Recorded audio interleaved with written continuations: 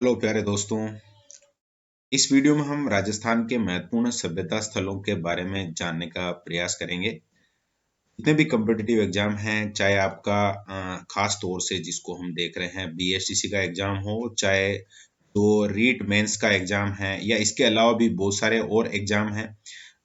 REET mains में भी Rajasthan GK को मेंशन कर रखा है, अभी लेवल 1 हो चाहे लेवल 2 हो, दोनों में। उनके लिए जो सबसे महत्वपूर्ण प्रश्न हो सकते हैं, सबसे महत्वपूर्ण बातें हो सकती हैं, उनको मैंने ये जो सामने आपके स्क्रीन पे नजर आ रहे हैं नोट्स, उसमें शामिल करने का प्रयास किया है। तुलनात्मक रूप से पढ़ेंगे। इस वीडियो में हम जो सबसे महत्वपूर्ण 4 सभ्यता स्थल हैं उनके बारे में बात करेंगे, और इसी का सेकंड पार्ट और मैं एक वीडियो तैयार करूंगा जिसमें हम अन्य सभी जो बचेंगे सभ्यता स्थल उनके बारे में बात करेंगे। तो शुरुआत करते हैं। सबसे पहले जैसे सभ्यता स्थल है तो उनका अलग अलग जो कालक्रम है उसके हिसाब से वर्गीकरण किया जाता है, जिसमें हम एक प्रागैतिहासिक या पाषाण काल, एक ताम्र पाषाण काल और एक सिंधु घाटी या हड़प्पा जो सभ्यता है उस काल के रूप में वर्गीकरण करते हैं। अब यहाँ पर जैसे प्रागैतिहासिक या पाषाण काल है तो उसकी जो खास बात है, विशेषता है, वो क्या है? तो पाषाण का मतलब ही पत्थर होता है। पत्थर के औजार उस समय मानव काम में लेता था। उसका जो जीवन है वो एक जंगली की तरह था, वो जंगलों में इधर उधर घूमता भटकता रहता था, गांव वगैरह उसने नगर बसाए नहीं थे। फिर ताम्र पाषाण में थोड़ा सा उसका जीवन व्यवस्थित हुआ, ग्रामीण जीवन जीना उसने शुरू किया, खेती बाड़ी है, पशुपालन वगैरह ये चीजें। और उसके पास तांबे से बने हुए हथियार औजार वगैरह भी इस समय है जो वो काम में लेने लग गया था। साथ ही साथ जो पुराने समय से चले आ रहे थे पत्थर के औजार भी वो काम में ले रहा था। और इस समय की जो तत्कालीन बस्तियां हमें प्राप्त होती हैं, अवशेष प्राप्त होते हैं, जिनमें सौंथी सबसे महत्वपूर्ण है। बीकानेर से हनुमानगढ़ तक तो विस्तृत बस्तियां हैं, उनको सौंथी के नाम से जानते हैं। और हड़प्पा या सिंधु घाटी सभ्यता है, उनमें राजस्थान में जो सबसे महत्वपूर्ण स्थल है वो कालीबंगा है। इसके अलावा हम अगर पूरे वर्ल्ड वाइड देखें या फिर इंडिया में भी, जो आउट ऑफ इंडिया है या इंडिया में जो स्थान है उनमें जैसे लोथल है, वैसे खूब जो नाम आ रहा है हड़प्पा, बहुत सारे इस तरह के जो नाम आते हैं वो सब है वो उस समय के हैं। हड़प्पा या सिंधु घाटी सभ्यता, जिनमें राजस्थान में जो सबसे महत्वपूर्ण है वो कालीबंगा है, जिसको सिंधु घाटी सभ्यता की तीसरी राजधानी के नाम से भी हम जानते हैं। आगे बात करते हैं। अब जो कालीबंगा है उसी के बारे में हमें डिटेल में पढ़ना है, क्योंकि सिंधु घाटी सभ्यता स्थलों में राजस्थान में जो मिले सभ्यता स्थल उनमें कालीबंगा सबसे महत्वपूर्ण है। तो कालीबंगा है या चाहे कोई भी सभ्यता स्थल है, उससे रिलेटेड अगर प्रश्नों की हम बात करें कि प्रश्न किस तरह का वहां पूछा जा सकता है, पुटअप हो सकता है, तो जैसे हर सभ्यता स्थल कौन से जिले में मिला ये हमें बहुत अच्छे से पता होना चाहिए। साथ ही साथ क्योंकि ज्यादातर जो सभ्यता स्थल है वो किसी न किसी नदी के किनारे मिले हैं, वो कौन सी नदी के किनारे मिला या कौन सी नदी के किनारे स्थित है, इस तरह का एक प्रश्न और हो सकता है। तो ये दो चीजें हमें ध्यान होनी चाहिए। अन्य में अगर बात करें तो खोजकर्ता कौन है, या फिर उत्खननकर्ता अगर खोजकर्ता से अलग है तो वो कौन है, अवशेष वहां पर जो मिले हैं वो क्या क्या है, क्या खास बात है उनमें। तो इस तरह के हम अगर देखना चाहें तो जैसे एक हो गया, एक के बाद दो, तीन, चार और पांच छह प्रकार के यहाँ प्रश्न, और भी कोई अगर उसकी विशेषता है तो पांच से छह तरह की चीजें हैं जो हमें अच्छे से अगर किसी सभ्यता स्थल के बारे में पता है तो हम चीजों को कवर कर सकते हैं। थोड़ा सा यहाँ पर इसको मैंने बहुत ज्यादा, वापस से समझते हैं, आगे बात करेंगे हम इसके बारे में। तो जैसे कालीबंगा के बारे में अगर बात करें तो ये सभ्यता स्थल किस जिले में है, तो एक आंसर हमारे पास हो जाएगा हनुमानगढ़। फिर अगर नदी की बात करें तो घग्गर नदी, जिसको हम प्राचीन समय की सरस्वती नदी के रूप में जानते हैं। और खोजकर्ता की अगर बात करें तो कनलानंद घोष हैं, समय पूछ ले तो 1951-52 में पहली बार इसकी खोज हुई थी। और उत्खननकर्ता के रूप में काम किया था यहाँ ब्रजवासी लाल और बाल कृष्ण थापर ने। यहाँ बीवी लाल और बी के थापर सोर्ड में लिखा हुआ है, ब्रजवासी हैं ये, और ये बी के का मतलब ब्रिज कृष्ण। फिर दो अलग अलग समय के अवशेष मिले हैं, या ये आपको पता होना चाहिए। दो अलग अलग समय के अवशेष का मतलब क्या समझेंगे आप? जैसे कि एक लेयर मान लो ये बाद वाली लेयर है और ये पुरानी जो लेयर है वो, तो दो अलग अलग समय के हो गए। अब इसमें है क्या कहानी, तो ये जो लेयर है उसमें जो सामग्री मिली है वो प्राक हड़प्पा कालीन है, यानी 2400 ईसा पूर्व की है, सोथी संस्कृति की या ग्रामीण सभ्यता के अवशेष हैं। और एक है वो 2250 से लेकर 1750 ईस्वी पूर्व सिंधु घाटी सभ्यता या जो शहरी सभ्यता है उसके हैं। अब है क्या, उनको कैटेगराइज करके अलग अलग देखते हैं अपन। सबसे पहले हम बात करते हैं यहाँ पर हमारे सामने जो नाम है उनमें कुछ चीजें ऐसी स्क्रीन पे एकदम क्लियर कट आपको यहाँ से लेकर यहाँ तक नजर आ रहा होगा। ये सब है वो प्राक हड़प्पा कालीन अवशेष है। जैसे भूकंप के अवशेष मिले हैं, मकानों में दरारों के आधार पे हमने अनुमान लगाया है, जो पुरातत्ववेता है हमने का मतलब जो आर्कियोलॉजिस्ट हैं वो अनुमान लगाते हैं ऐसा। जूते हुए खेत मिले हैं, तांबे के बेल की मूर्ति मिली है, काले रंग की चूड़ियां जिसके नाम पे कालीबंगा नाम भी इसी के नाम पे पड़ा है, मकान कच्ची ईंटों से निर्मित वहां मिले हैं। और मकान में जो ईंटें काम में आती हैं, ईंट का मतलब हो गया घनाकार उसकी साइज होती है जो 1:2:3 के अनुपात में है। 6 श्रेणियों के अलग अलग मृत भांड मिले हैं जिनको फैब्रिक ए से लेकर एफ तक नाम दिया गया है, ये आप थोड़ा ध्यान रख सकते हैं। और खुदाई की अगर बात करें हम कि इतनी गहराई तक खुदाई की गई, तो जो सरफेस लेवल है उससे 60 मीटर गहरे तक की खुदाई की गई और वहां तक जो है अवशेष प्राप्त हुए हैं। 60 मीटर का मतलब आप ऐसे अनुमान, अगर आपको 1 मीटर समझ में आ रहा है तो फिर आप देख लीजिए कि उसका 60 गुना गहराई तक वहां खुदाई की गई है। तो यहाँ जो नाम हमने ये नाम देखे हैं कुछ, ये सब है वो प्राक हड़प्पा कालीन अवशेष है। आगे बात करते हैं सिंधु घाटी सभ्यता कालीन अवशेष की। तो सिंधु घाटी सभ्यता कालीन अवशेष नगरीय है, ये आपको अच्छे से ध्यान रखना चाहिए। कांस्य युगीन सभ्यता यानी कांसे से संबंधित कुछ चीजें मिली हैं, तो कांस्य युगीन उसको हम कह सकते हैं। यहाँ शायद थोड़ा सा ये एक शब्द है जो मिस हो गया है, वृहद अन्नागार होना चाहिए था यहाँ शब्द, वृहद अन्नागार यानी कि बहुत बड़े इस तरह के वो क्या कहते हैं उसको स्टोर रूम मिले हैं जहां पर आप अनाज का संग्रहण कर सकते हैं। बड़ी चौपालें मिली हैं, कच्ची ईंटों से निर्मित चबूतरे मिले हैं जो कि आज भी आप देख सकते हैं बहुत सी जगह लोगों के बैठने के, या फिर और भी बहुत सारे मल्टीपर्पज चबूतरे वगैरह तो आप समझते हैं। 7 अग्निकुंड वहां से मिले हैं, यानी हवन वगैरह से उनका कनेक्शन रहा है। और दोहरी सुरक्षा दीवार वहां प्राप्त हुई है। दोहरी सुरक्षा दीवार को आप इस तरह से समझ सकते हैं, जैसे इस तरह से यहाँ एक कह सकते हैं हम परकोटा बना हुआ है, इसके अंदर है जो वो पूरा का पूरा जो शहर है वो बसा हुआ है, अलग अलग तरीके से इसको हम कह सकते हैं ये नगर है। और इस दीवार के बाहर फिर एक और परकोटा और बनाया गया है जिसको हम कह सकते हैं कि दोहरी सुरक्षा दीवार वहां पर बनाई गई है, यानी 2 दीवारें हैं सिक्योरिटी के हिसाब से। उसमें गेट वगैरह बने हुए हैं और अगर किसी प्रकार की कोई हमला आक्रमण वगैरह होता है तो वो गेट बंद कर देने पर वो पूरा का पूरा जो शहर है कस्बा है वो सुरक्षित रह सकता है। अगर आपने एक मूवी भी आई थी ऋतिक रोशन की मोहनजोदाड़ो, वो अगर आपने देखी है तो वहां पर देखा होगा आपने कि जो एंट्री गेट होते हैं उसके अलावा बाकी सब एक तरीके से वो जो नगर है वो पेक रहता है एक अच्छे से बढ़िया से परकोटे से।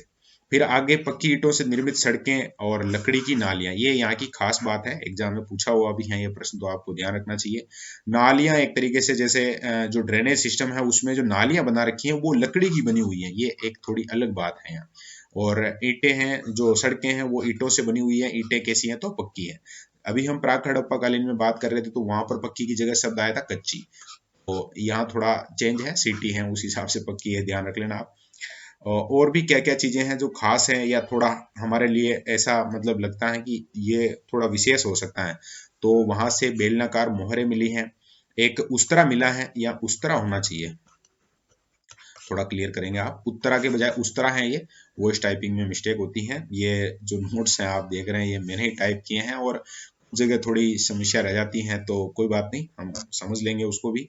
सूती वस्त्र में लिपटा हुआ मिला, यानी सूती वस्त्र से भी इनका परिचय हो गया, ये थोड़ा ध्यान दे सकते हैं हम। तंदूर का मतलब आप जानते हैं रोटी बनाने के लिए यूज होता है। ऊंट की अस्थियां मिली हैं यहाँ से।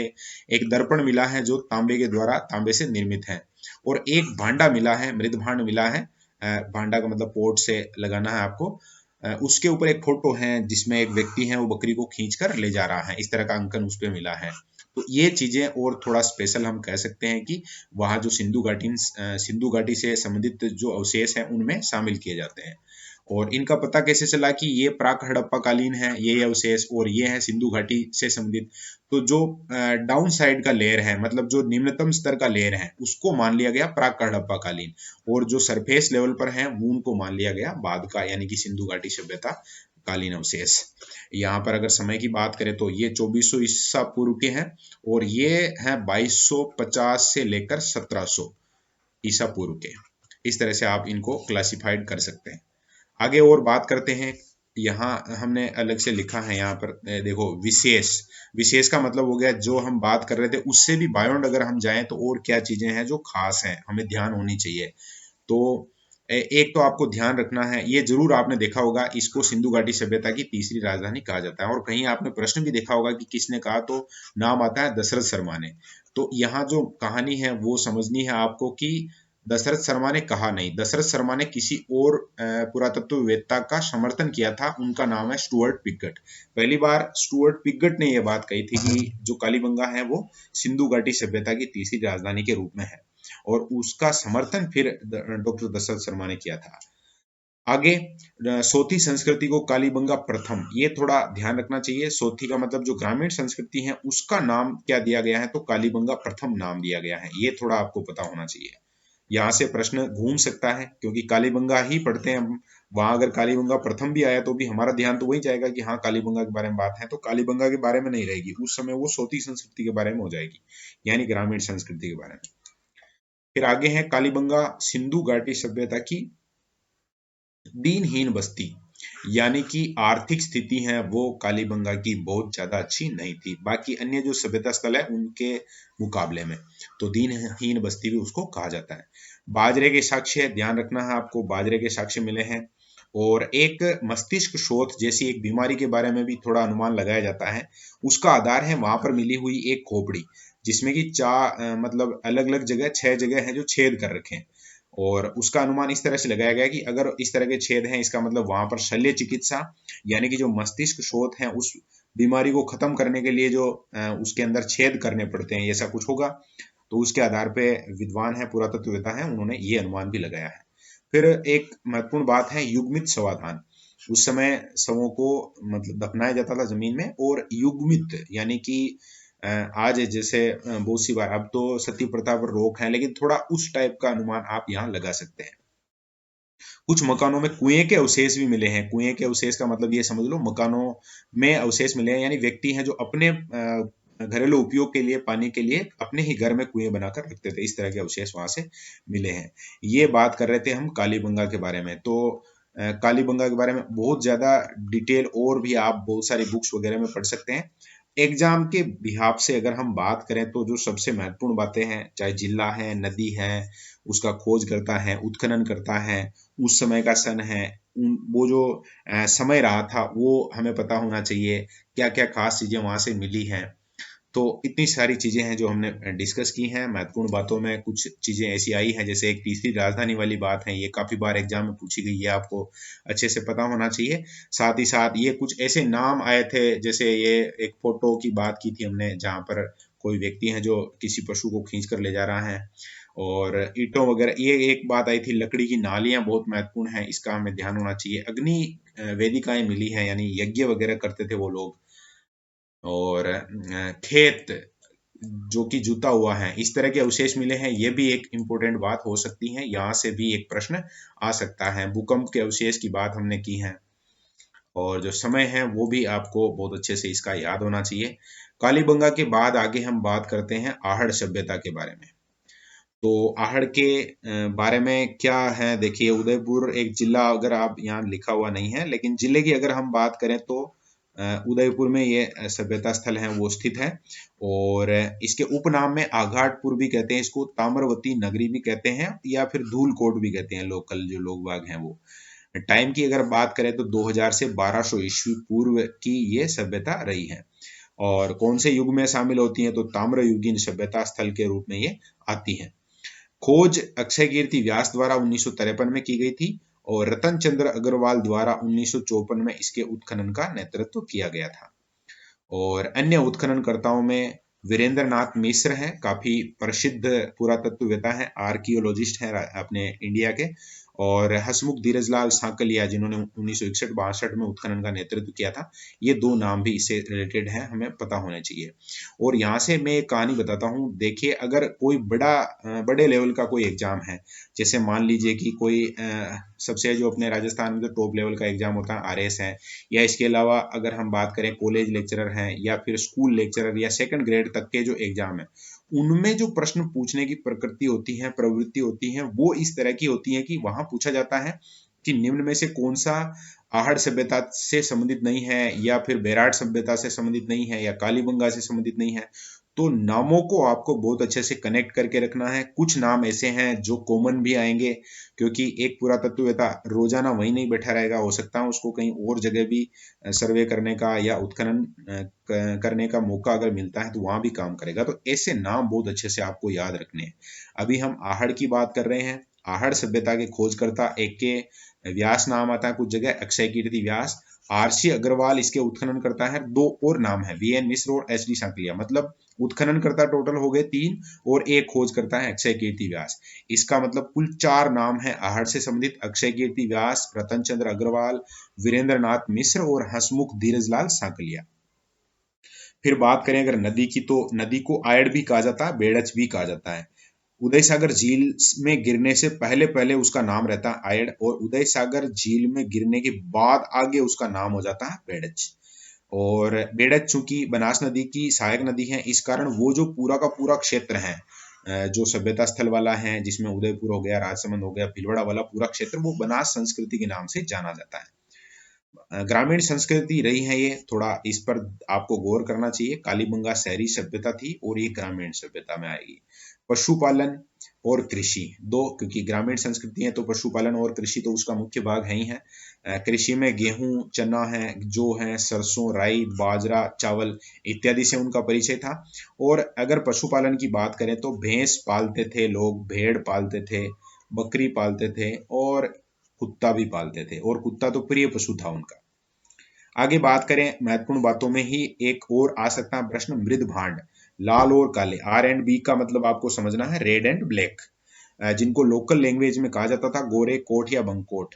और इनका उपयोग क्या होता था, अन्न को भरने के काम में, मतलब अनाज है उसका संग्रहण, अनाज संग्रहण के लिए इनका उपयोग किया जाता था। ऐसा थोड़ा आप अनुमान मतलब अनुमानित जो चीज है वो याद रखेंगे।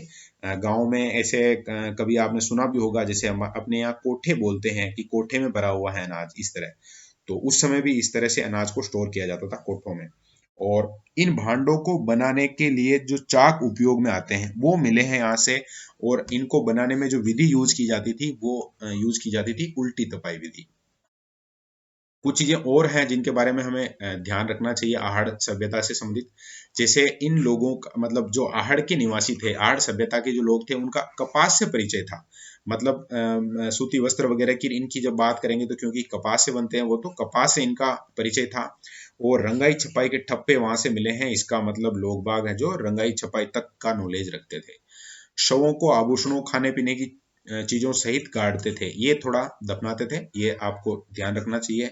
और संयुक्त परिवार व्यवस्था के साक्ष्य मिले हैं। जो पुरातत्ववेत्ता हैं उन्होंने वहां जो 6 चूल्हे एक ही मकान से प्राप्त किए हैं, इसके आधार पर यह अनुमान लगाया है। फिर एक अपोलो चित्रित यूनानी मुद्रा मिली है, थोड़ा ये भी हमें पता होना चाहिए। और एक बनाशियन बुल उसको नाम दिया गया है, मतलब बेल की एक मृण मूर्ति मिली है, और उस बेल की मूर्ति को कहा जाता है बनाशियन बुल। चूंकि वो जो संस्कृति है बनास संस्कृति कहलाती है, इसलिए उस बुल को नाम दे दिया गया बनाशियन बुल। तो ये हमने बात की थी अभी आहड़ के बारे में, बहुत सारी इंपॉर्टेंट बातें हैं। उदयपुर को ध्यान रखना है, आयड़ नदी को ध्यान रखना है, 2000 से 1200 ईस्वी पूर्व की बात को ध्यान रखना है। अक्षय कीर्ति व्यास हैं, आरसी अग्रवाल हैं, वीएन मिश्रा हैं, एच डी सांकलिया हैं, ये सारे नाम आपको बहुत अच्छे से पता होना चाहिए। संस्कृति ग्रामीण थी, पशु पालते थे, खेती करते थे। वहां से जो भांड मिले हैं वो आर एंड बी के अंतर्गत आते हैं, ये आपको पता होना चाहिए। कपास की बात हो गई। फिर एक खास बात हुई थी कि लोग बाग जो शवों को गाड़ते थे उसमें आभूषण वगैरह खाने पीने की चीजें रख के गाड़ते थे, ये भी है। संयुक्त परिवार की बात की है, अपोलो चित्रित एक मुद्रा की बात की हमने, और एक बनाशियन बुल की जो वहां से मूर्ति प्राप्त हुई है, ये सारी बातें हैं वो आहड़ सभ्यता में आपको याद रखनी है। नेक्स्ट हम बात करेंगे बेराट सभ्यता के बारे में। तो बेराट जिसका नाम है वो शायद तक अपभ्रंश होके आया है विराटनगर का, यहाँ लिखा हुआ है। मत्स्य जनपद की राजधानी थी विराटनगर, और इसी विराटनगर से धीरे धीरे नाम है वो बन गया अपना बेराट। कहाँ स्थित है, किस जिले में, तो जयपुर में है। कौन सी नदी के किनारे, तो बाणगंगा नदी के किनारे। और शुरुआत हुई थी यहाँ इस सभ्यता के स्थलों को खोजने की कैप्टन बर्ट के द्वारा 1837 ईस्वी में। अशोक का भाब्रू शिलालेख खोजा गया, जो कि वर्तमान में कलकत्ता संग्रहालय में रखा हुआ है। ये थोड़ा अंग्रेजी में लिख दिया मैंने ध्यान के हिसाब से, वर्तमान में ये कलकत्ता संग्रहालय में है। खोजकर्ता कौन है, तो कैप्टन बर्ट है। कब खोज की थी, 1837 में। और किसकी खोज की थी, अशोक के भाब्रू शिलालेख की। उत्खनन कार्य शुरू में दयाराम साहनी ने 1936 से, हाँ यहाँ पर थोड़ी सी गड़बड़ लग रही है मुझे, थोड़ा सा मतलब टाइम का ड्यूरेशन यहाँ आएगा, 30 नहीं है यहाँ, इसको आप मतलब ऐसे मान लीजिए 1936 से शुरुआत हुई थी इसकी। और नील रत्न बनर्जी एक नाम और है, कैलाश नाथ दीक्षित दो नाम है 1961-62 में। मतलब शुरुआत में जो उत्खनन हुआ था वो शुरू हुआ था 1936 से, यानी बहुत पहले। और उसके बाद बहुत सारी चीजें बदली भी हैं। बाद में दो और उत्खनन करता है, नील रत्न बनर्जी और कैलाशनाथ दीक्षित, और इन्होंने भी इसके ऊपर काम किया है काफी सारा। तो ये चीज आपको ध्यान होनी चाहिए। साथ ही साथ और बहुत सारी चीजें हैं जिनमें बीजक की पहाड़ी है, वहाँ का जो मतलब एक तरीके से कह सकते हैं कि किन जगहों पर वहाँ खुदाई की गई है, तो उनमें एक स्थल हो गया ये बीजक की पहाड़ी। भीम जी की डूंगरी, मतलब डूंगरी मतलब पहाड़ी समझना आपको, महादेव जी की डूंगरी, ये इसके प्रसिद्ध 2-3 स्थल हैं जहाँ से खुदाई की गई और बहुत सारी चीजें वहां से हमें प्राप्त हुई है। आगे अगर हम बात करें तो सेल चित्र, पत्थरों के औजार, आदि मानव की चित्रशाला। सेल चित्र का मतलब आप समझेंगे, पहले आदि मानव अपने भावों को व्यक्त करने के लिए चित्र बनाता था। इतना एक्सपर्ट नहीं था तो वो क्या करता था, गुफाओं में जो चट्टानें होती थी उसी के ऊपर वो चित्र बनाता था, तो उनको शैल चित्र कहते हैं। और कुछ जो पुरातत्ववेत्ता हैं उन्होंने नाम भी दिया है आदि मानव की चित्रशाला, विराटनगर या बेराट को। तो ये हमें ध्यान होना चाहिए। यहाँ पर जो हम मिसपाइल्ड कर रहे थे 1936 से, या 30 आ गया था, 30 होने के बजाय यहाँ 37 होगा, 36-37 की बात है ये। तो ये आपको थोड़ा ध्यान रखना है। आगे कपड़े की पोटली में 36 चांदी की मुद्राएं मिली हैं, जिनमें से 8 पंचमार्क हैं, या पंचमार्क को कुछ जगह अलग अलग किताबें अलग अलग लिखती हैं तो आहत भी कहा जाता है। आहत सिक्के मिले हैं 8, टोटल कितने हैं तो 36 हैं। किस धातु के हैं तो चांदी के। इसके अलावा 28 हिंदी एवं शासकों लिखा हुआ है, यहाँ पर भी गड़बड़ है। हिंद यवन, यवन शब्द आना चाहिए यहाँ पर। यवन शासकों की मुद्राएं मिली है, मुद्रा का मतलब हो गया एक तरीके से सिक्का। 16 मुद्राएं हिंद यवन शासक मिनांडर की मिली हैं। ये प्रश्न है जो आरपीएससी द्वारा 2-3 एग्जाम में पूछ लिया गया है कि किस स्थान से 16 हिंद यवन शासक मिनांडर की मुद्राएं मिली है, तो वो स्थान है बेराट। यहाँ की जो लिपि है वो शंख लिपि है, ये भी आपको बहुत अच्छे से पता होना चाहिए। लिपि का मतलब आप ऐसे समझेंगे जैसे ये हिंदी लिखा हुआ तो हिंदी की ये लिपि है स्पेशल देवनागरी। इसी तरह वहाँ जो कोई भी जैसे एक तरीके से शिलालेख वगैरह मिले हैं उनके ऊपर जो अंकित लिपि है वो शंख लिपि है। स्वर्ण मंजूषा मिली है और अनुमान लगाया जाता है ऐसा कि उसमें महात्मा बुद्ध की अस्थियों के अवशेष हैं। ऐसी स्वर्ण मंजूषा वहां प्राप्त हुई है। वहां से एक टकसाल के अवशेष प्राप्त हुए हैं, माना जाता है कि वो अकबर द्वारा स्थापित की गई थी। स्वास्तिक और त्रिरत्न चक्र बने हुए मृदभांड, मृदभांड यहाँ से भी मिले हैं और उनके ऊपर स्वास्तिक चिन्ह जिसको इस तरह से बनाया जाता है, आप लोगों ने बहुत सी जगह देखा होगा, धार्मिक जो कार्यक्रम वगैरह होते हैं अपने, उनमें यह स्वास्तिक चिन्ह होता है। त्रिरत्न चक्र भी उन पर बने हुए हैं। तो ये बात की थी हमने बेराट सभ्यता के बारे में। और बेराट में नदी का नाम बाणगंगा ध्यान रखेंगे, जयपुर ध्यान रखना है आपको। बेराट नाम कैसे आया तो विराटनगर का भी वो थोड़ा परिवर्तित रूप है। कैप्टन बर्ड का नाम आपको ध्यान रखना है, बाबरू शिलालेख 1837। इसके अलावा दयाराम साहनी 1936 कैलाशनाथ वाचू और नील रत्न, वाचू बोल गया मैं ये थोड़ा नाम अलग है, कैलाशनाथ दीक्षित है सॉरी, नील रत्न बनर्जी। कैलाशनाथ वाचू भी एक प्रसिद्ध शख्सियत है, बाद में बात करेंगे कभी जीके में आएगी तब। 1962-63 को भी आपको याद रखना है। बाकी बीजक की पहाड़ी, भीम डूंगरी, महादेव डूंगरी आपको याद रखना है। आदिमानव की चित्रशाला इसे कहा जाता था। काफी सारे सिक्के मिले हैं जिनमें अलग अलग आपको ध्यान रखना है। 28 हिंदी यवन शासकों की मुद्राएं हैं, 16 हैं वो अकेले राजा मिनांडर की हैं। लिपि यहाँ की शंख लिपि के नाम से जानी जाती है। टकसाल मिली है अकबर की, यानी मुगल काल कह सकते हैं जिसको हम। और स्वास्तिक त्रिरत्न चक्र बने हुए मृदभांड में और भी खूब सारी हम बातें करते हैं। जैसे यहाँ बाणगंगा नदी है, उसका नाम क्या कैसे रहा। विराटनगर के बारे में हम पढ़ते हैं कि पांडवों ने यहाँ पर 1 साल का वनवास, नहीं कौन सा वास था उनका वो बिताया था, मैं वनवास कह रहा हूँ, अज्ञातवास, नाम थोड़ा इधर उधर हो रहा है, अज्ञातवास बिताया था। और यहाँ की एक कहानी भी आपने सुनी होगी कि अर्जुन ने 1 साल तक तीर नहीं चलाने का वो प्रण ले रखा था, लेकिन अचानक से विराटनगर के ऊपर कोई आपदा आ गई और उनको लड़ाई लड़नी पड़ी। तो उस समय उन्होंने अपना जो प्रण तोड़ा था, तो वहां एक तीर जमीन में लगाया था पहले, और वहां से जो नदी निकली उसका नाम बाणगंगा रहा। इस तरह की कहानी है। उत्तरा वहां की राजकुमारी होती है, बाद में अभिमन्यु से उसका विवाह होता है। ऐसी अब आगे बात करते हैं हम गणेश्वर सभ्यता के बारे में। तो गणेश्वर सभ्यता है वो कहाँ किस जिले में है, तो सीकर जिले में है। नदी कौन सी है, तो कांतले नदी है, खंडेला की पहाड़ियों से निकलती हैं वो। और ये कौन से समय की है, तो ताम्रयुगीन सभ्यताओं की जननी के रूप में इसको जाना जाता है। ताम्रयुगीन ये सभ्यता है। समय की अगर बात करें तो 3000 से 2800 ईसा पूर्व। इसका मतलब ये समझ लेना आपकी, हम पढ़ रहे थे आहड़, उससे भी पहले की है ये। उत्खनन 1977 में रतन चंद्र अग्रवाल, RC अग्रवाल के नाम से जिनको किताबों में लिखते हैं राइटर, 1978 79 विजय कुमार, दो अलग अलग समय पर उत्खनन हुआ है। उत्खनन करने के नेतृत्व करता है वो रतन चंद्र अग्रवाल और विजय कुमार, दो अलग अलग। तांबा परिशोधन कारखाना यहाँ से, मतलब तांबे को गलाया जाता है और अच्छे उसको मतलब उसमें उसमें जो क्या कहते हैं उसको अशुद्धियां होती हैं उनको अलग निकाला जाता है वो। मछली पकड़ने के तांबे के कांटे यहाँ खूब सारे मिले हैं। इसका मतलब हो गया कि पहले के समय में कांतली नदी में खूब पानी हुआ करता था, मछलियां हुआ करती थी। कच्चे मकान मिले हैं यहाँ से।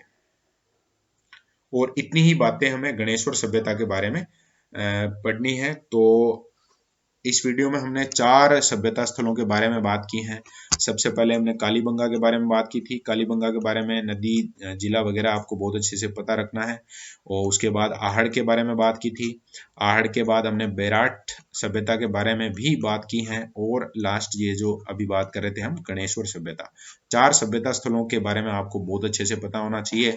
प्रत्येक सभ्यता स्थल का जो जिला है, नदी है, वो कम से कम पता होना चाहिए, टाइम ड्यूरेशन, और वो किस काल के अंतर्गत आती हैं। जैसे जिले की बात करें तो कालीबंगा में हनुमानगढ़ है। आहड़ की बात करें तो उदयपुर है। बेराट की अगर बात करें तो जयपुर है। और गणेश्वर की बात करें तो सीकर है। नदी की अगर बात करें, कालीबंगा के लिए नदी है वो घग्गर नदी है। आहड़ की बात करें तो बेड़च या आयड़ है। इसमें थोड़ा सा हमें ध्यान रखना है कि बनास संस्कृति भी इसको कहते हैं, क्योंकि बेड़च नदी है वो बनास नदी की सहायक नदी है। बेराट के लिए बाणगंगा आपको याद रखना है। गणेश्वर के लिए आपको कांतली नदी का नाम याद रखना है। समय की भी अगर बात करें हम, तो कालीबंगा के लिए हमने 2 अलग अलग समय देखा था, 2400 ईसा पूर्व वाला और एक 2200 से लेकर कहाँ तक बात की थी हमने, 1700 तक की। ऐसे कैसे आहड़ की अगर समय की बात करें तो आहड़ का जो समय है उसके बारे में भी आपको बहुत अच्छे से ध्यान रखना चाहिए। इसका समय 2000 से लेकर 1200 ईस्वी तक की हमने बात की थी। 2000 से लेकर 1200, फिर 3000 तक की बेराट के लिए बात की थी। और यहाँ लिखा हुआ है 3000 से लेकर 2800 तक। गणेश्वर सभ्यता की अगर समय की बात करें तो 3000 से 2800 तक के अंतर्गत ये आता है। सबसे महत्वपूर्ण स्थलों में इसमें बेराट को मान सकते हैं अपन। बेराट में क्योंकि बहुत पुराने समय से लेकर आधुनिक समय तक के अवशेष मिले हैं। तो कभी कुछ किताबें ऐसे भी लिखती हैं कि 4 अलग अलग समय के हैं, मतलब पाषाण कालीन भी हैं, ताम्रकालीन भी हैं, और आधुनिक काल में भी फिर मुगल कालीन है, मध्यकालीन है। इस तरह से इसको मतलब डिस्क्राइब कर सकते हैं अपन 4 अलग अलग वर्गों में बांटकर। मौर्य कालीन कह सकते हैं एक को, मध्यकाल में भी सबसे महत्वपूर्ण, क्योंकि अशोक का शिलालेख वहां मिलना, इसका मतलब। और इसके अलावा एक दो एग्जाम में इस तरह से प्रश्न भी पूछा गया था बेराट सभ्यता के बारे में कि बौद्ध धम्म कहाँ से मिले, तो क्योंकि वो भाबरू का शिलालेख वहां से मिला है, तो उसी के आसपास के। साथ ही एक इस तरह का प्रश्न भी आ सकता है, जैसे ह्वेन सांग ने कहाँ की यात्रा की थी, इस तरह का प्रश्न भी आया, तो वो बेराट भी आया था। भीनमाल वैसे खास तौर से पढ़ते हैं हम, लेकिन भीनमाल के अलावा अगर किसी और जगह की बात की जाए तो वो बेराट है। तो उम्मीद करता हूं मैं आपको बहुत अच्छे से ये 4 सभ्यता स्थल क्लियर हो गए होंगे। इनसे संबंधित सारी चीजें हैं उनको एक दो बार आपको और रिवाइज करना चाहिए, ताकि एग्जाम में आप बहुत बेहतर कर सकें। और अगले वीडियो में जो सभ्यता स्थल का जो दूसरा वीडियो होगा, दूसरा भाग होगा, उसमें राजस्थान के अन्य जितने भी सभ्यता स्थल हैं उनके बारे में बहुत महत्वपूर्ण जो चीजें हैं उनको हम देखेंगे। और परीक्षा के लिए जो अपनी तैयारी है उसको एकदम से पुख्ता करने का प्रयास करेंगे। तो धन्यवाद।